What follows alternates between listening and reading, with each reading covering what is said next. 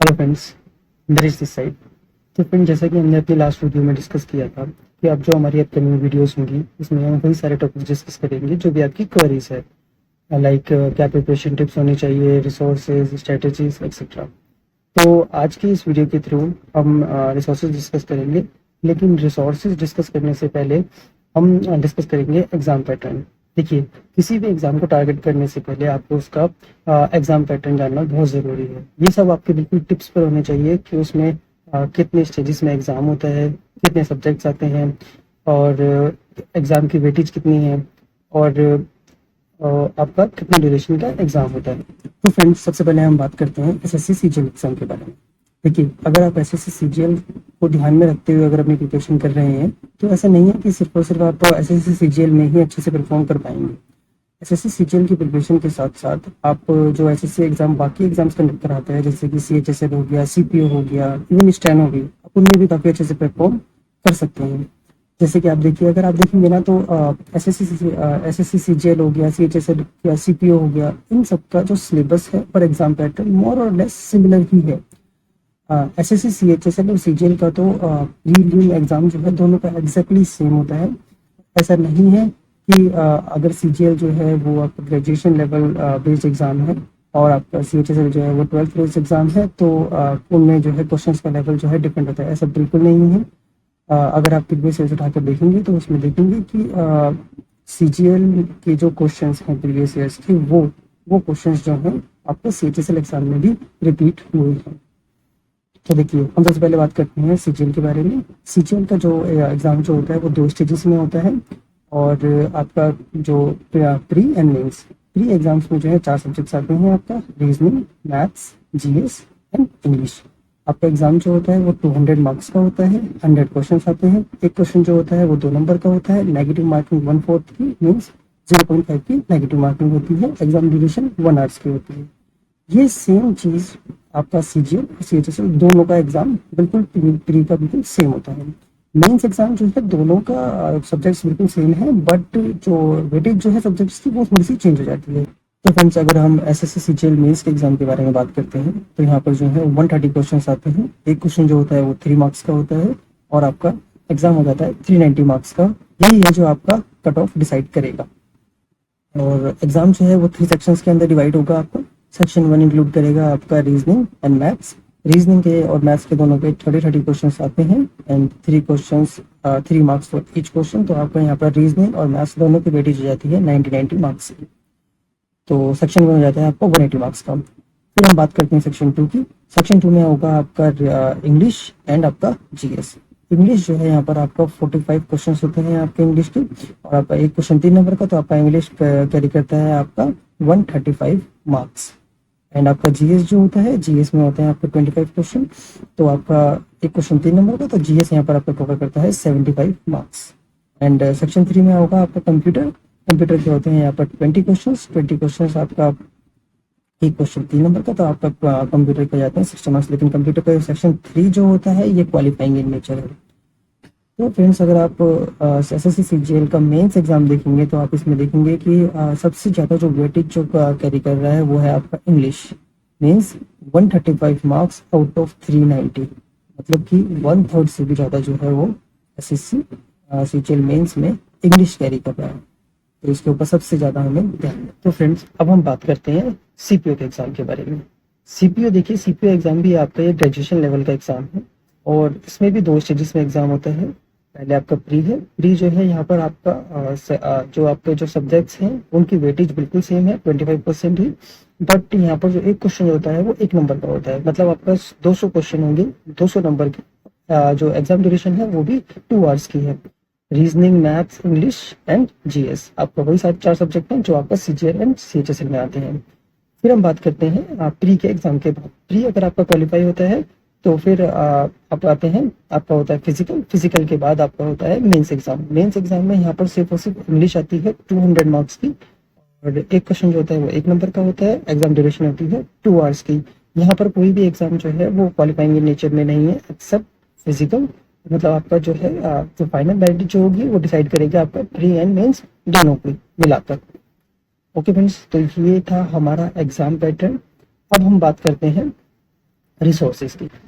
तो friends, resources discuss करने से पहले मैं आपके साथ एक इन्फॉर्मेशन शेयर करना चाहता हूँ कि अभी हम एक सीरीज स्टार्ट करने की प्लानिंग कर रहे हैं कि इसमें हम 5 days 5 tips।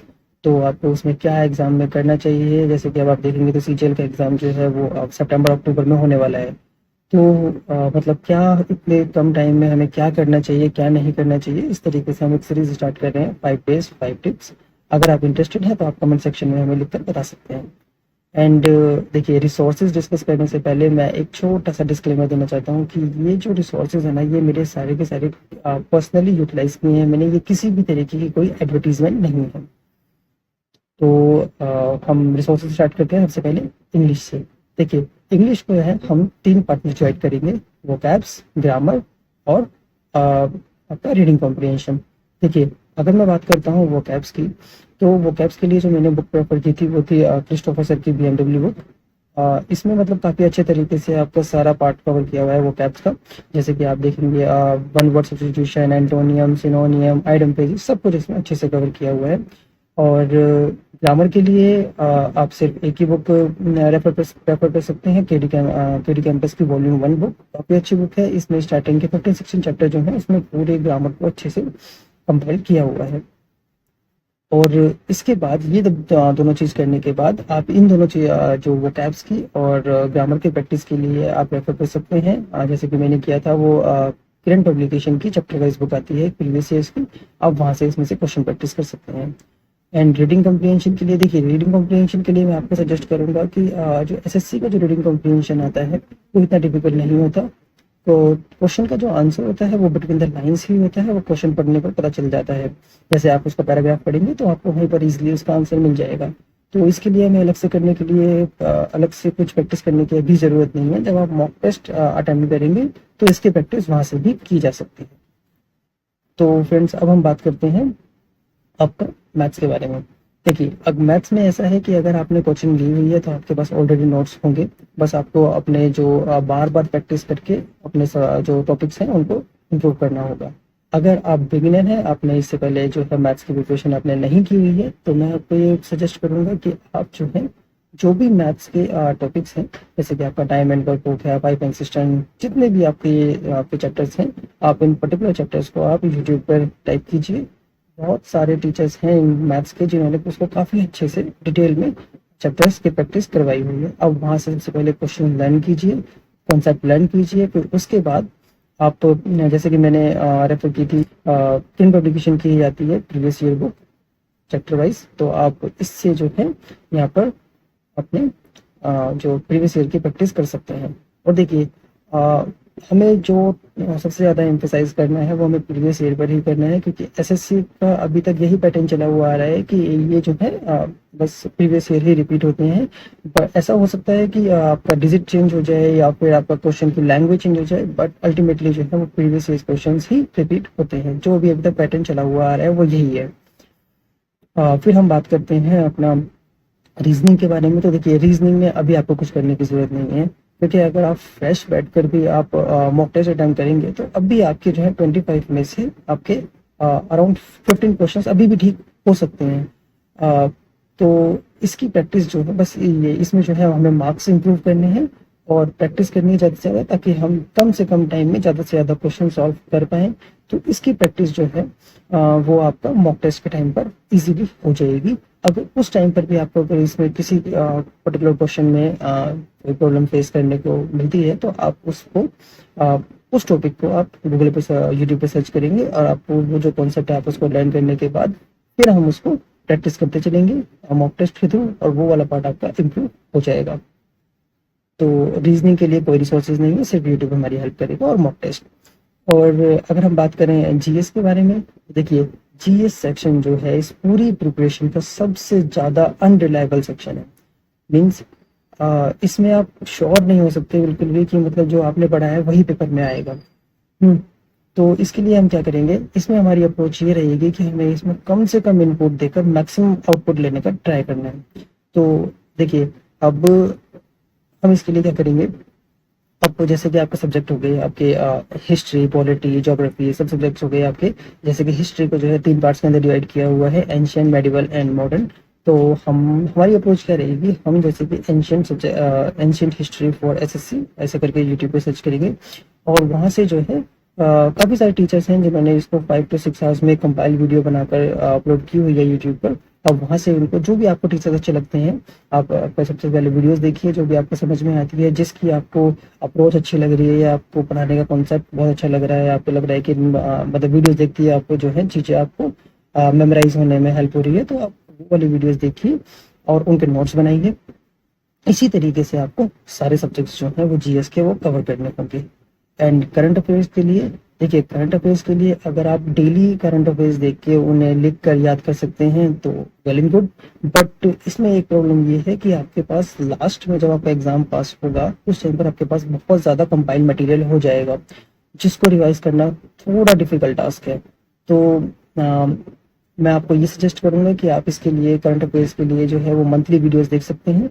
जैसे कि हमारे टाइम पर जो है वो स्टडी आईक्यू की वीडियोस काफ़ी चलती थी, तो आप स्टडी आईक्यू की या फिर और भी काफ़ी सारी ऐसी वीडियोस होंगी यूट्यूब पर, आप वहाँ से इनको देखिए।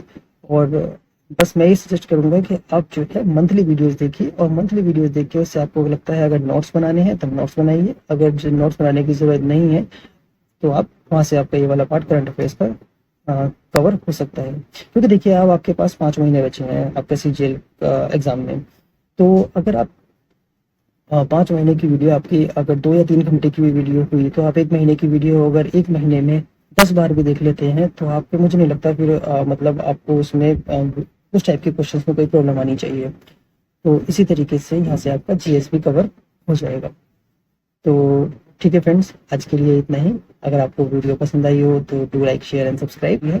अगर आप प्रिपरेशन नहीं कर रहे हैं तो आप ये वीडियो उनके साथ शेयर कर सकते हैं जो प्रिपरेशन कर रहे हैं और जिनके पास तक अभी तक ये वीडियो नहीं पहुंची है। Okay friends, thank you for watching, मिलते हैं नेक्स्ट वीडियो में।